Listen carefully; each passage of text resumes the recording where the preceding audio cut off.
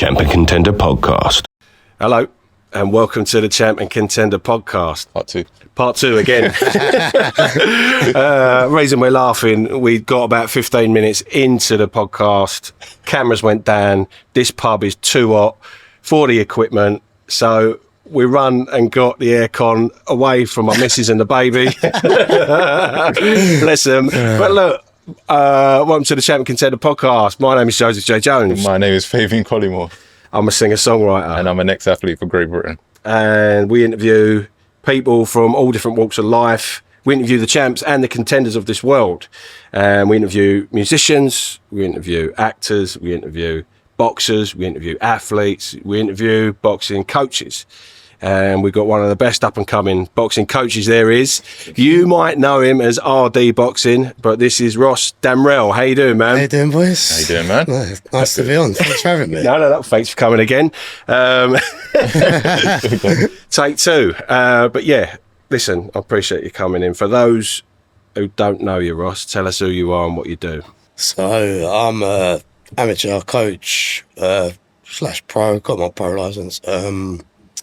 Down at Church and Elm Park Boxing Club, yeah. So just train the amateurs, not just amateurs, could do anyone who wants to do a bit of boxing. Yeah, I'll do a bit of training for them, yeah. There you go. Yeah. Are you looking for anyone at the moment, like in terms of like a pro fighter or anything I'd love to, yeah. If anyone wanted to train with me, then come down, crack on. But yeah, I'm train anyone. We've got a mutual mate.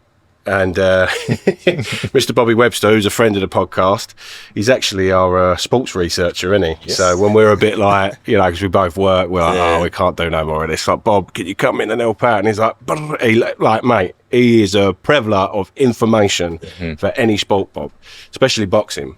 And, he introduced us years ago.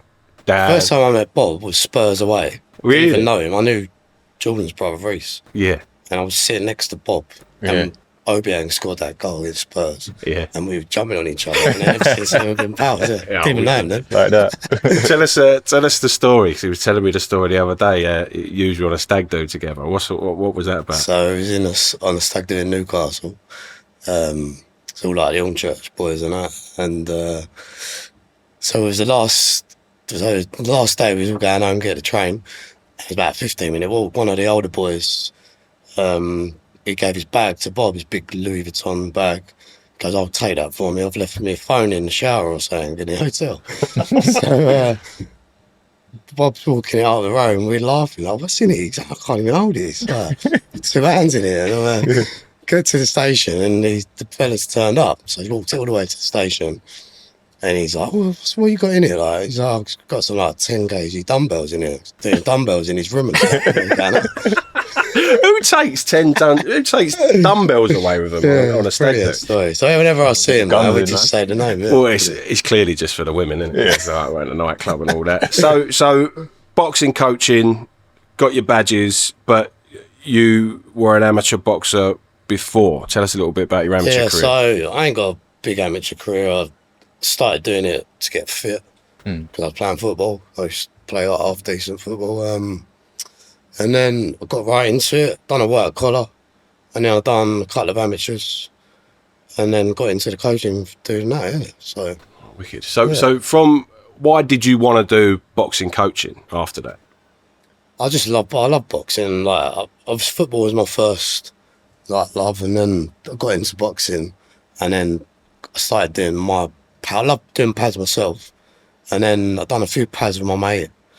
Actually in COVID we was doing a little bit, and I had a go with him, he done some with me, and then when I stopped my boxing I started doing it with a few mates, and I just loved doing the pads and that, yeah, and just got right into it.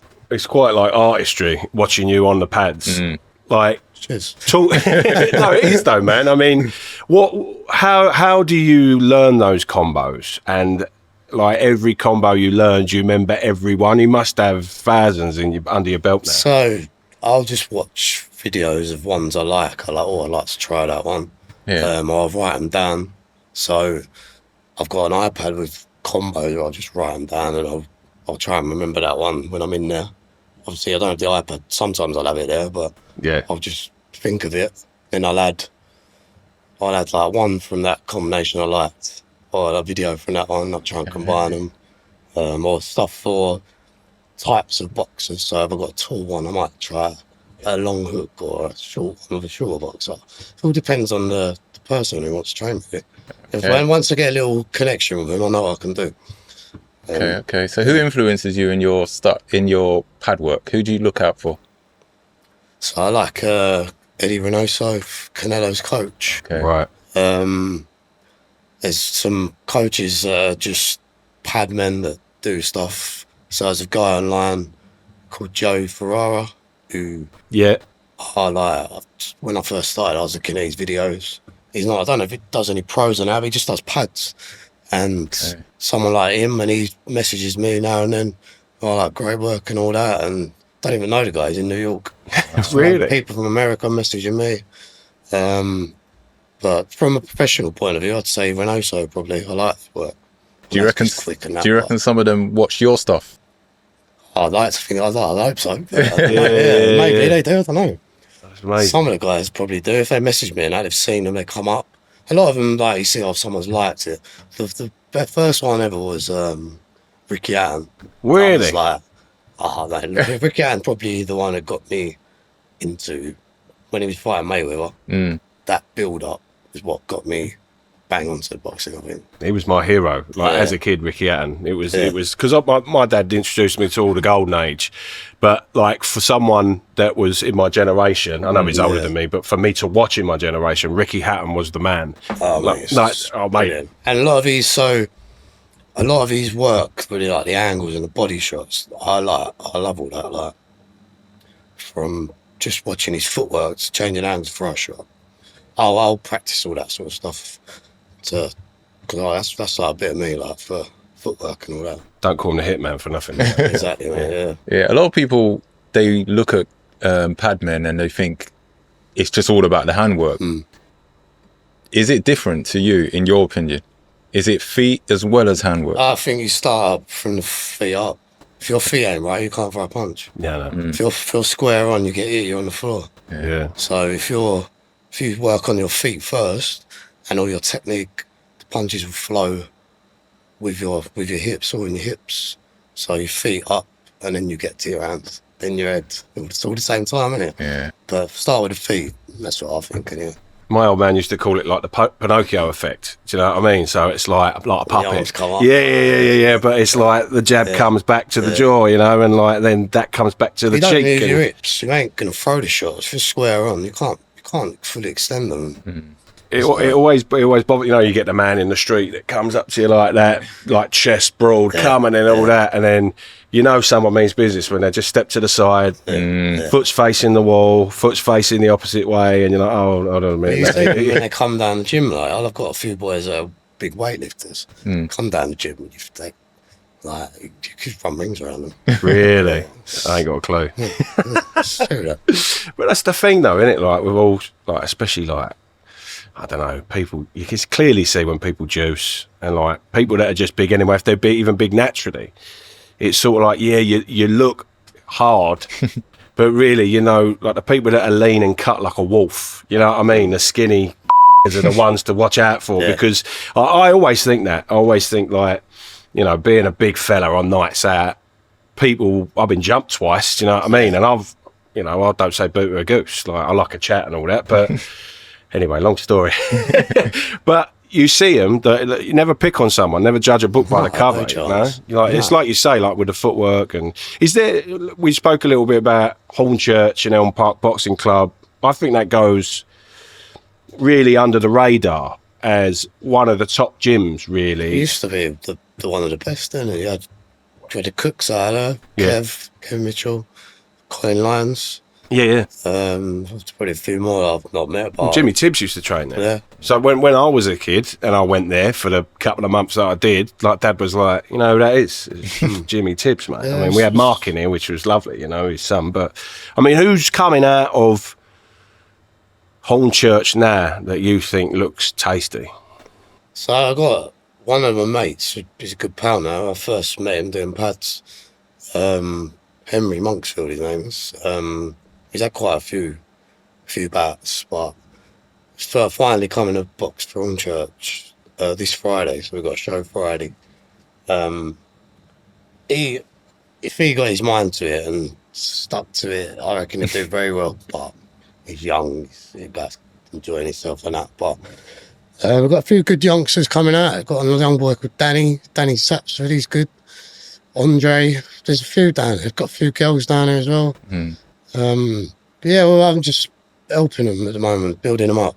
Last show we had 5 bouts, 4 of them won. 1 lost by stoppage.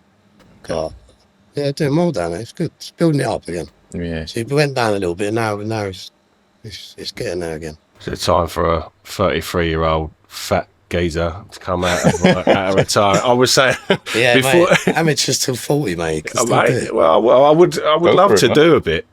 Like my brother, who's, he's a bit of a lump, and he fucking nicking it hard. He's got good hook. Yeah. My thing was my jab. He's got hook on him, and he's like, I want to do white collar, and because he's my little brother, I'm a bit like, I think I should do it now. White collar's right if you match correctly.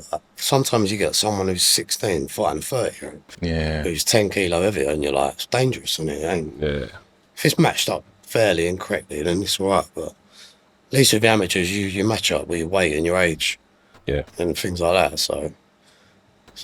Are you looking for young boxers at the moment with potential? Yeah, definitely. Yeah. Well, that's what I've said. I've said I'll take them in the gym and build them up. If we can get kids fight for national titles and areas, then definitely. That'd be amazing. Have you got so from the socials, because obviously you got quite a presence on the socials with the pad work, and do you get many people, young kids, or DMing you saying like, I want to take this to the next level? I mean, I bet you get a load. You have to ignore some. Do you know what I mean? Or I get quite a lot. I get a lot of their kids, a lot of parents will message, and I just say, look, bring them down. If they've done a bit before, it's a lot easier because they can go straight into sparring or pad work, things like that. When they're beginners, and you just ease them in gently and get them in. But I'll get people from all over London, all over the country, come down, train, just do pad work. Yeah, you were saying about you got someone from Portsmouth coming. Yeah. Boxing amputee. He's come down from Portsmouth, lost his leg in a bike accident, and they're coming away from Portsmouth to do a pad session with me. Jesus, what's his name? I forgot his name now. Boxing amputee at the moment. Matt Edwards, his name is. Matt Edwards. Yeah. I'll edit that in, don't I? Yeah.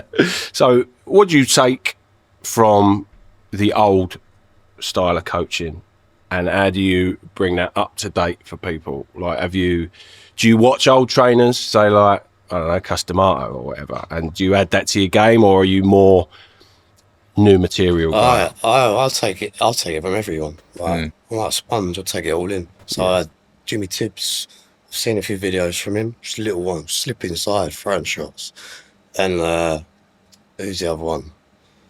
I think it's just 4 of them, I've forgotten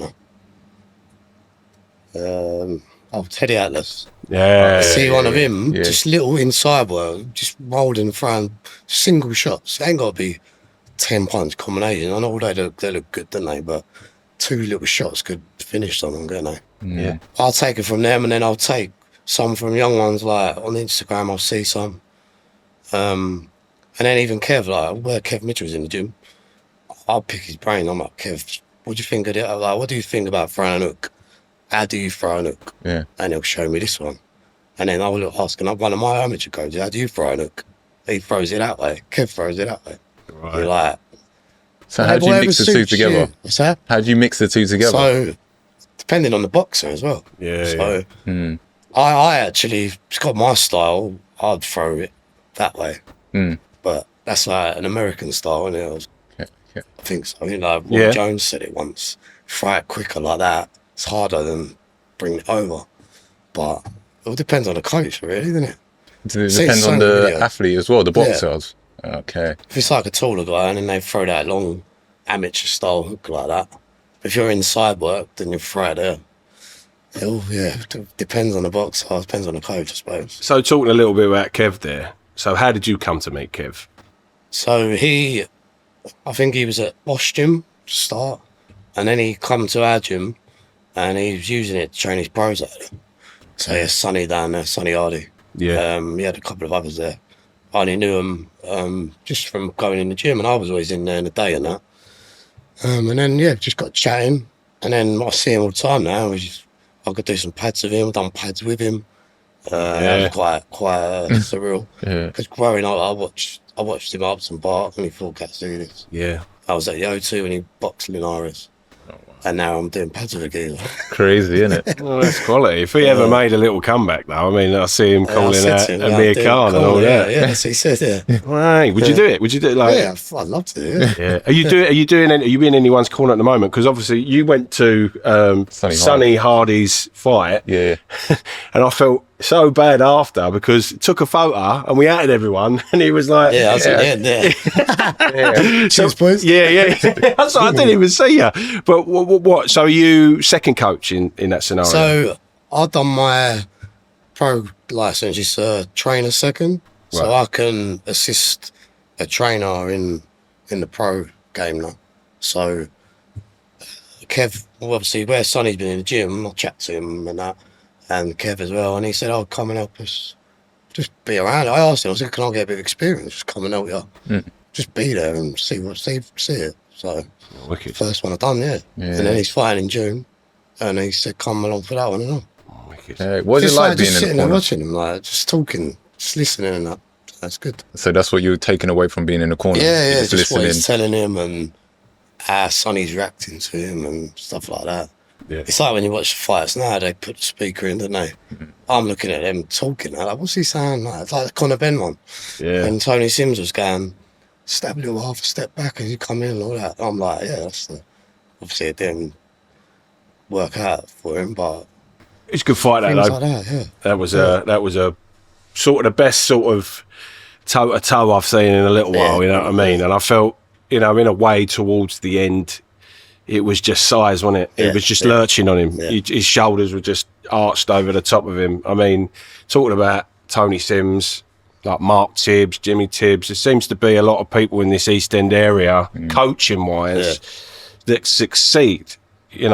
Why do you think that is within the area? What do you think it is about this area and boxing in particular? I think the clubs around it, you got like Raynham, Dagenham, West Ham.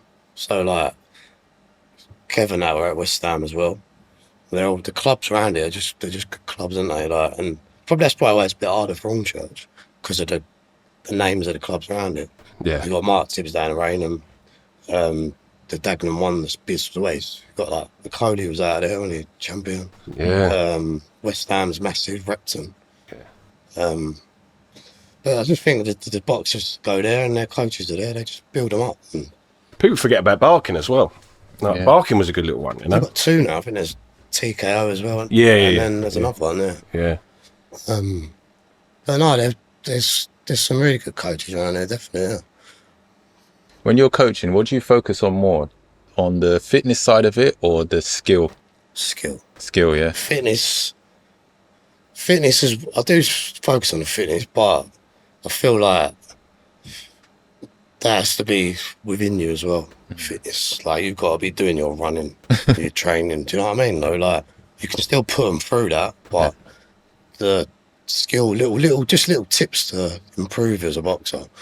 Like even just using your hips a bit more, sitting on your shots defensively and things like that. Just the little details will make you that bit better. Like so.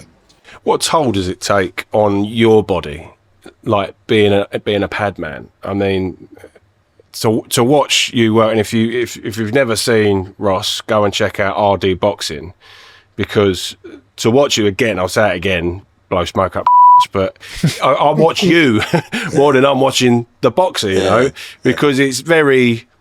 Like I'm a beats man, so it's very, you know, there's sort of a time to it. And before, I feel a bit stupid saying it now, I was like, did you listen to music while you was there? Was it a beats thing? Yeah. But it makes sense to me like that. I mean, you must have taken a punch or two in the past, have you? Yeah, my sister's hit me with a couple, so there's a couple of photos of her like this after. But no, you know what it is? More me elbows. Okay. Elbows and that, like where they're just constantly hitting impact on your elbows and that. but then I got big padded ones to help me out. But it's still like a workout for me when I'm doing the pads. Like, I'm absolutely dripping after, especially in that gym, it's like greenhouse. So what in there, but. What you said, wasn't it? He'll be used to coming in. It's that hard. This is right, So what would you do? What you do to protect your arms and stuff like that? Like, any techniques? At the moment, it's just pads. Just got bigger pads. Right. The ones that are a bit hard, they seem to hurt a bit more, but the more padded ones are a bit easier for the arms and that. But should probably get supports and all that. But I'll deal with that in a few years, I think. Crutches. Yeah. So you see with the pad work, do you change to softer gloves? Are you able to still keep the same speed with the bigger ones? What? With the bigger pads? Yeah. So I got the bigger ones, but they're quite light, and I can throw my hands with them. Yeah. They're perfect. Some of them are bulky now, you can't really use them, but depending on the boxer, how quick they are as well. Like, if they're rapid, then you might be a bit get some lighter ones in that. But yeah. What do you think the worst mistake a young fighter can make starting off? Doubting themselves, I'd say. Getting into a gym being, ain't for me, or getting intimidated when they probably are good enough. A lot of them come in and they're good enough, and they don't want to they might not want to spar straight away. Some people throw them in sparring and ruin their whole confidence, and they don't come back. If you come to the gym and I can see straight away if they've got a little bit, and then I'll know when to put them in sparring. So, and even so I've had last year I got about 6 or 7 little 8-year-olds, and a couple of them are half decent, you can just tell. And I got them all sparring, a few tears and that, but they all come back. I didn't take the piss with let them smash each other up. Yeah. It's just a little jab to the body or something, they've lost their breath or whateve. All come back. I've got, and they're all nearly 9 now. And every time they're running up to me, going, Ross, we're sparring, I've got their head guards on, gum shields. A couple of them come down, do some 1-to-1s with me. They're brilliant, so. Train in the future then? Hopefully, yeah. Yeah, I mean, it needs it, doesn't it? I mean, we're talking about Elm Church and Elm Park and sort of don't get the recognition and I mean, is that your goal, to get young boxers rising up and hopefully, in the amateurs and you in their corner, if one turns pro, great, but it doesn't particularly matter. I don't think it matters if you turn pro. Like we were talking to Freddie, weren't we? Freddie Pullen, and it was like, amateurs is the one, man. That's where you learn your trade, isn't it? That's where it doesn't matter. If you're getting in that ring, that's it. That's where you get that respect, and anyone who gets in that ring, and it's just respect straight away. Yeah. And if you get through in the amateurs, like Fred, I'm winning them nationals. Well, that's an achievement. Not everyone does that, do they? No. It's unbelievable. And Connor as well. Yeah. Sure, that's brilliant.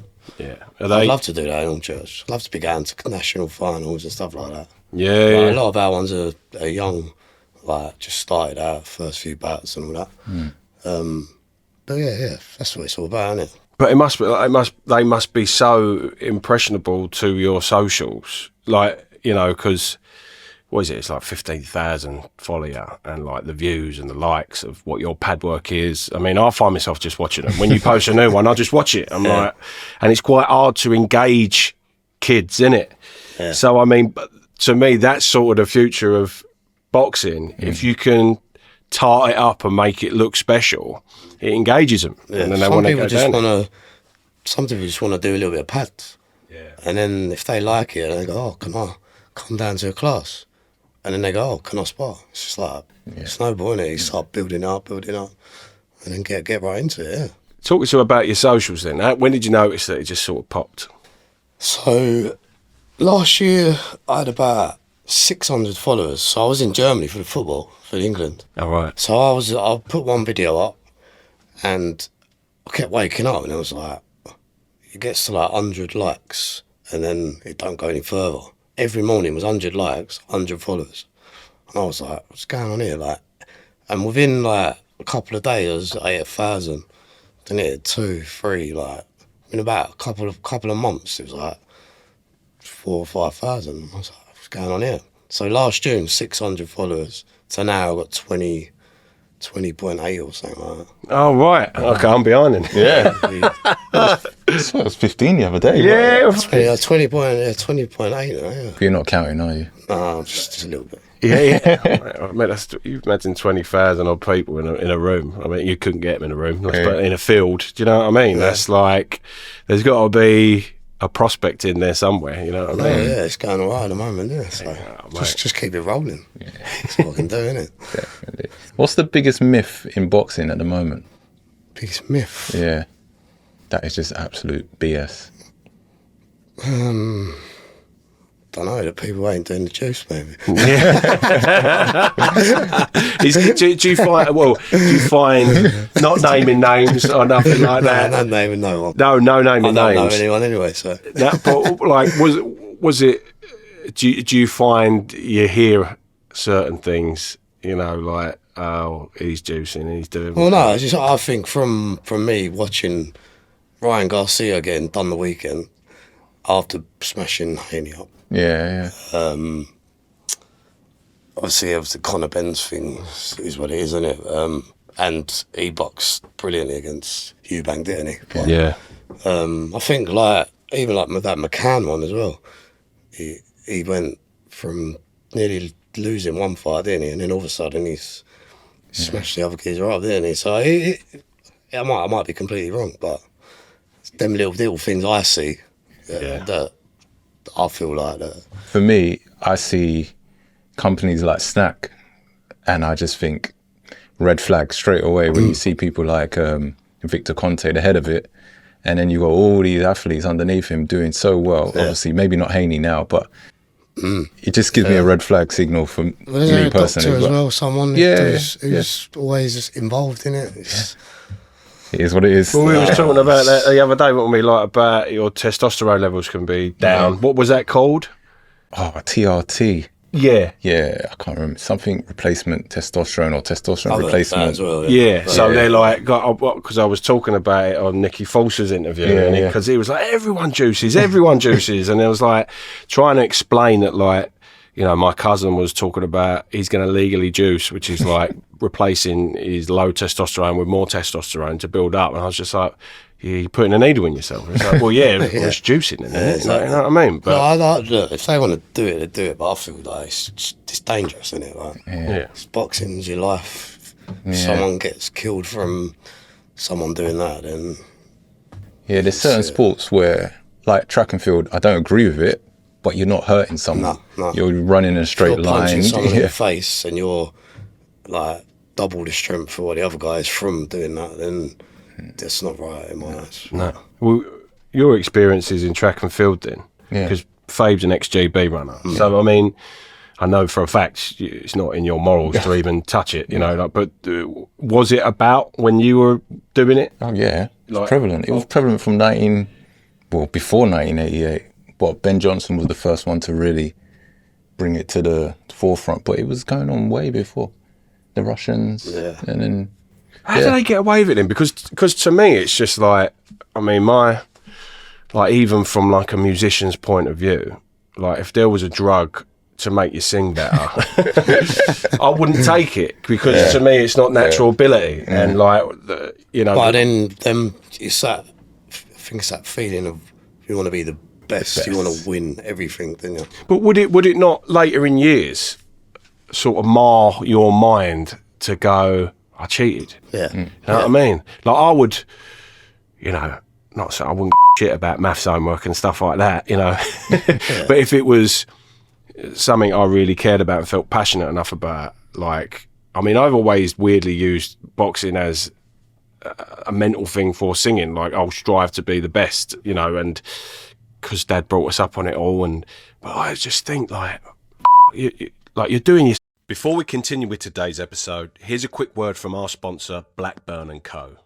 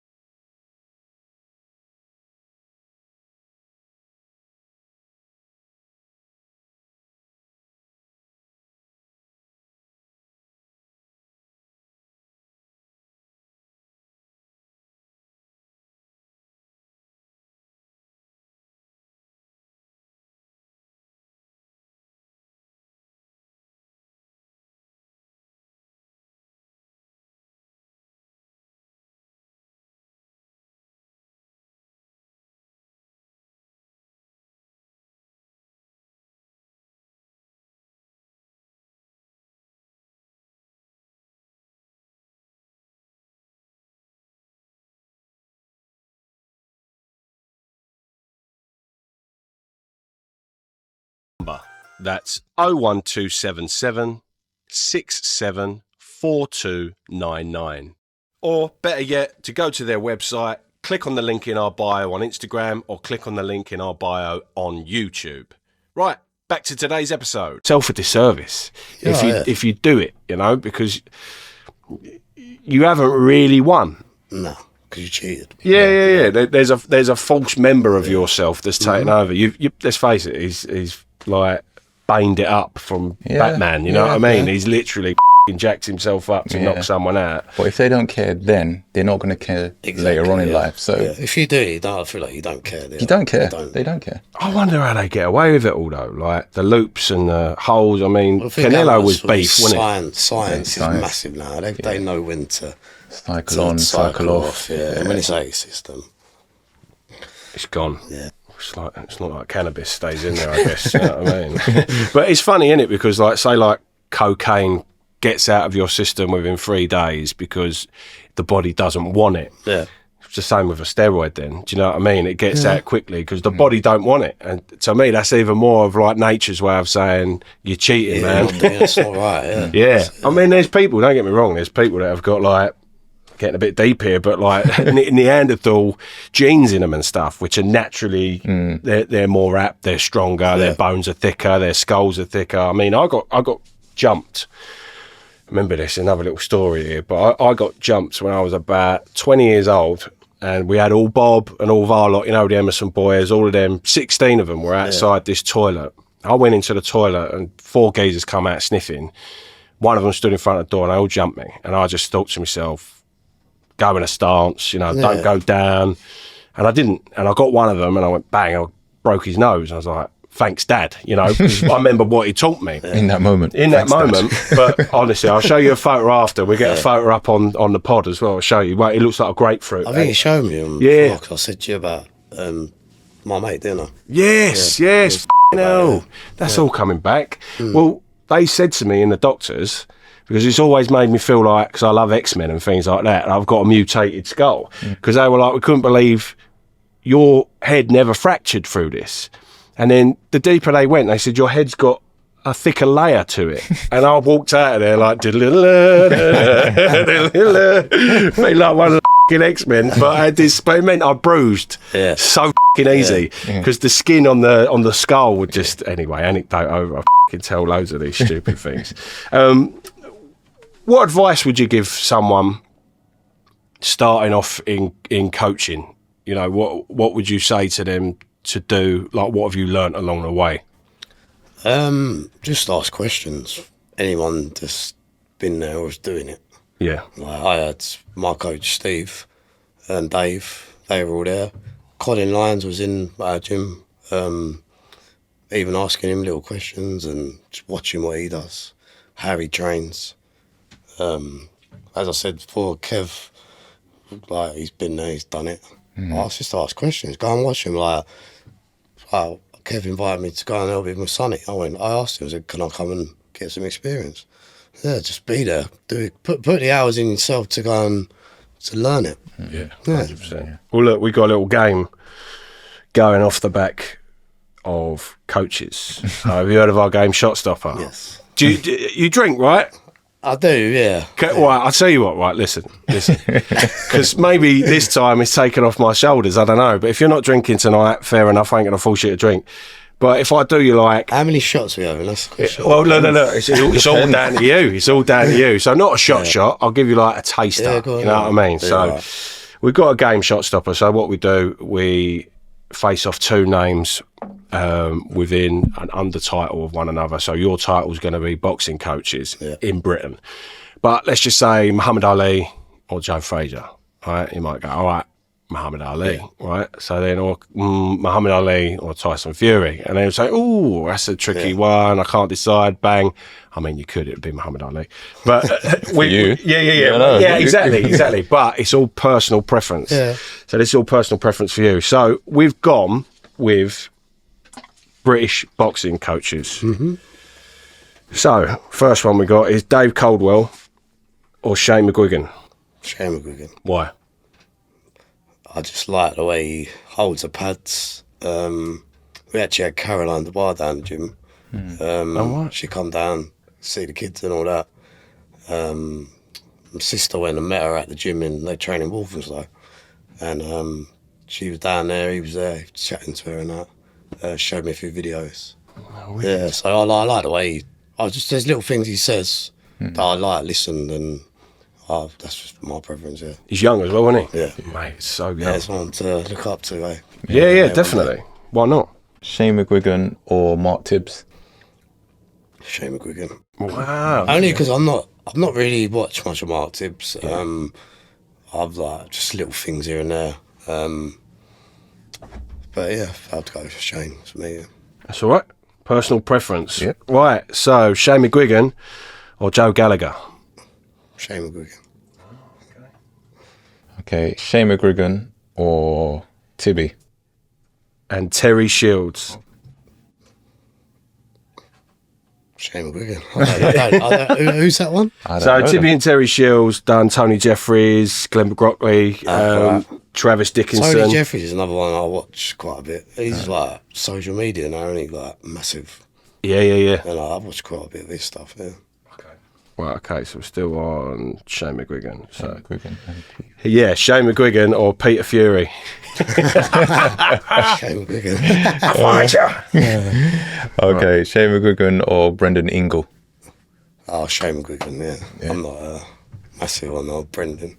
Really? No, not Brendan. Who's the son? What's the son's name? Graham Ingle? No. It's Darren. No. I forgot his name now. Wait. So Brendan's the old man, isn't it? Yeah. No, I'd still go Shane, but the other one's the son. I'm not too keen. I can't remember his name. We'll put it in the thirds below. Yeah. It was the other way around the last time. We got the dad. We couldn't remember the dad. Yeah. Right, okay. So, Shane McGuigan or Tony Sims? Ooh. Tony Sims. I like Tony Sims. There's little things I've seen about him, and he's local around here, isn't he? So, yeah, Tony Sims. Little fact, he gave me my first ever gig. I did it, yeah? Yeah, and it was in a boxing ring, and it was at the circus. So he gave me first ever gig, and I was like 15 years old. And I was in the boxing ring, and obviously all the boys would come on, and then I'd get in the ring about, fly me to the moon, like doing all the singing and all that.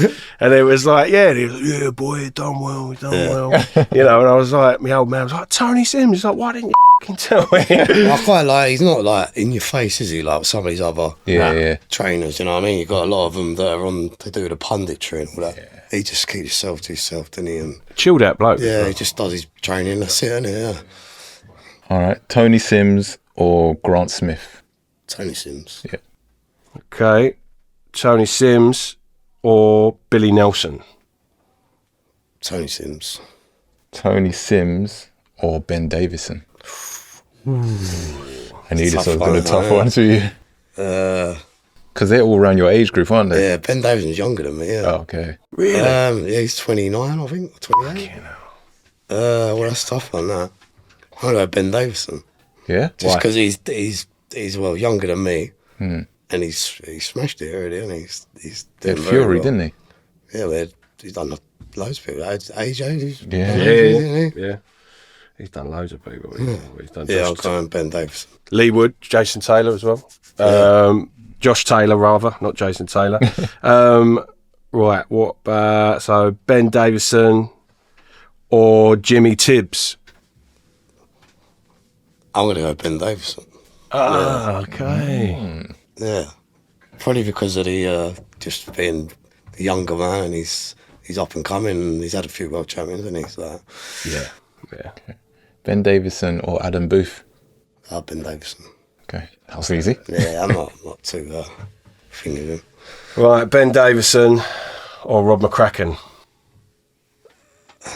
Ben Davison. Let's have a look. Why? I think just from me watching the boxing the last few years, I think he's got a few good world champions from what I've watched. I know he was with AJ when he Kraken. Yeah. But no, just my preference. I like Ben Davison. Okay. Yeah. Right, last one. You take it, Fabe. Ben Davison or Jamie Moore? Ben Davison. Okay. There you go. You got away with no shots. No there. shots today. I'll have one if you want. You want a drink? I'm all right. Sure. You can have a drink. You can have a shot. You do it you like. Tell us about what's your biggest moment been in coaching so far? I reckon. So we had a show in February, and some of them boys who won on that show was like me winning. So that'd be, I'd say, good achievement. Getting a few boys out winning, girls as well. Yeah. And that was my first show doing corners, doing my amateur corners. Yeah. So yeah, it's good. What women are at your gym at the moment? Would you train a woman? Would you like to do that as a pro as well? Definitely. Yeah, there's one. So we've got 2 young girls in there now. One of them got fired tonight on our last show. Wow. What's her name? Lavella Bound. Okay. She was brilliant. Yeah, she'd box better than everyone. Wow. Yeah, and got another young girl, Grace, who's quite new to it.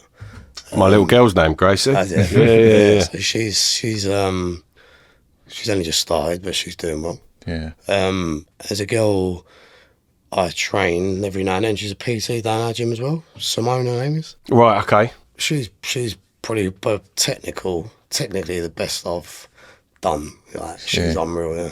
Wow. You did strength and conditioning for Yeah. Ramla Ali, didn't you? Yeah. Technically, she's top. Little things, just like a little hook. Yeah, like, sharp. unbelievable. Yeah. Yeah. What was she like then? She was strong, passionate. Yeah, she worked hard. There seems to be a lot of buzz around her, didn't there? Yeah. I don't know where it's gone now, but she was Like a flying. Vogue magazine, like a Vogue model now. Yeah, you guess sometimes Yeah, you the money comes, you got to do a little bit of... Don't get punched in the face. Just don't vote, yeah. What do you think of Misfit boxers? Or mixed fit boxing? I'm not one of them watches it. I don't watch it. But, Yeah. like, if they're cracking on with it and it's getting more people into boxing, then good on them. Would you coach, say, matey from Hollyoaks who's been called up to go on to Misfits or anything like that? Yeah, I'll coach anyone. Like, it's nothing. I'm going to be doing exactly what I do with other people, and if they want to fight, I'll do it. But it ain't like I'm not against it. Like, No. like as long as no one's getting hurt or whatever, then it's still boxing, isn't it? It's like white collar. Yeah. It's just social media, isn't it? I used to be a bit of a snob about it, but since doing the show, I think I've changed my mind a bit about it, because we've had people in that have done Misfits boxing and are doing it, so they're now professional boxers. Do you know what I mean? But it's funny because it's like the world's in a state where it wants clowns and jesters to be at the front of this sport that we all love in this room. Do you know what I mean? And I still try to get a grips with the idea of it. Yeah. But if it pulls more people into the bigger shows again, you know what I mean? So I think it's the same as a white collar, really, isn't it? Yeah. Like, if they want, anyone could do it. Same if they're famous or what. Yeah. But they're just getting paid a load of money for it, which anyone would do anyway, wouldn't they? Yeah. If I wanted to do a white collar and they pay me 50 grand, I'll go and do it. Do you know what I mean? Oh, mate. Yeah, that's what I was going to ask you, because your socials are up now. Is it kind of like a cheat code with you going in and doing it? Boxing? Yeah. Oh, if they offer this, I'll have a go. Yeah, go and knock out I KSI. still train a bit, but I'll definitely, if that come up, I'll give it a go. But. Go and knock out KSI. Right, listen, we're coming up towards the end of the podcast. I appreciate you doing the interview twice, essentially. Might even release the first bit as a bit of a bonus. We got this thing called Last Orders, right? So this is random questions, unrelated Yeah. to anything to do with boxing. So I'll kick you off. Do you believe in aliens? There's got to be something out there, isn't there? Yeah. Somewhere. Definitely. Yeah. I mean, Don't know where, but there might be, that's my bag, all that. That's my bag. I love all that for us. What did you want to be when you was a kid? Footballer. Yeah. Playing for Arsenal. West Ham. Yeah, exactly. Man. Did you ever, get trials or anything? No, I never. I was always at a level. I don't feel I was that good, but played for Wrong Church. That's probably the highest I played. Yeah. So It's not bad. It's decent. Not bad level. Yeah, on Church, the Urchins. If you could have a superpower, what would it be? What's an hard one? That? X-ray vision. Strength. Yeah. Like Hulk and that. Yeah. Do you have a party trick? Don't think I do, no. Huh? No. Can you get him body popping or something in Come back to that one. All right, no worries. So, no. How would you prepare for an apocalypse, and would you survive? Started training a few people, haven't I? So. Get a little army. Yeah. I don't know. Not sure. Don't have a clue. All right, go on. All right. Where do you see yourself in the next few years and your fighters? Hopefully get a few pros in the gym. Because I can do that in the days as well. And then hopefully get me amateurs out a bit more. Hopefully fighting for some nationals or cups. Okay. Hopefully, yeah, that'd be the dream. Do it full time. Yeah. That'd be, Do our dreams. Yeah. A few more questions before we finish. Have you ever had it go wrong in the ring for one of your fighters? Like, and if so, what have you done to pull them out of that? So we had one of our young amateurs, about 14. We had him say he's a Eastern European kid, and he's like proper. He's hard as nails, and he just loves to fight. So he had a skills bout in March, I think it was, and we had to get him to hold his feet a bit more and get in and out, because he just goes in with his head and he'll just start swinging. So he had a bout which he lost, doing exactly the same thing again with that. So, but the first round he done that, second round he stopped it, and then he got into scrap again. So I've gone from one round saying, brilliant, like, you're getting out of it. So he got an 8 count for the guy who he was boxing. And then the second round he got an 8 count, then he got another one, so they stopped the fight. Which was a bit disappointing, because it wasn't a bad fight. Like, could have carried on. It wasn't like a knockout or anything. Yeah. But now he's fighting Friday, so this is the next step to box 3 rounds like that. So that's going to be so it's gone wrong, and now I've coached him for the last 2 months. Yeah. To box a different way now. So that'd be it. Yeah. Keep your head cool. Yeah. Don't just go in for a scrap, because he can box. Yeah. Just box your way in there. That's it. Yeah. So how do you help boxers come back from a loss like that?